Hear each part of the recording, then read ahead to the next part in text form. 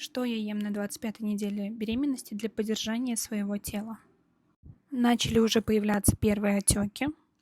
На завтрак у меня был американо.